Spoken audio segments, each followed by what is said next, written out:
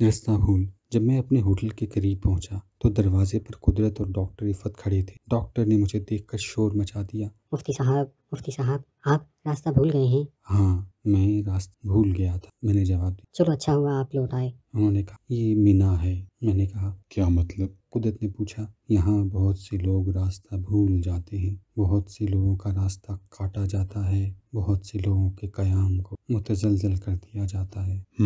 قدرت بولے بہت سے اندھوں کے ہاتھوں سے لاٹھیاں چھین لی جاتی ہیں۔ میں نے کہا متحمل مزاجوں کو منتشر کر دیا جاتا ہے۔ یہ شہر نہیں، ایک جائے امتحان ہے، اور مجھ جیسے نحیف و ناتوان میں اتنی ہمت نہیں کہ امتحان میں پڑھوں۔ میں یہاں رکنا نہیں چاہتا۔ نہیں ایسا نہ کہیے۔ جن کے راستے میں رکاوٹیں کھڑی کی جاتی ہیں، جن کی راہ کاٹی جاتی ہے، وہ بڑے خوش قسمت لوگ ہوتے ہیں۔ قدرت بولی خوش قسمت؟ میں نے حیرانی سے دہرایا۔ صرف ان کے راستے کاٹے جاتے ہیں جن کے پہنچنے کا خطرہ ہوتا ہے کہ آپ کے چلنے میں پہنچنے کی صلاحیت ہے۔ اس سے زیادہ خوشی کا احساس کیا ہو سکتا ہے؟ قدرت مسکرا کر بولے امتحان میں پاس یا فیل ہونا اہم نہیں، اہم یہ ہے کہ کیا کی حرکت میں وہ نیک نیتی، وہ خلوص، وہ جذبہ ہے جو پہنچانے کا ضامن بن جاتا ہے۔ آپ کو علم ہے مفتی صاحب، قدرت نے کہا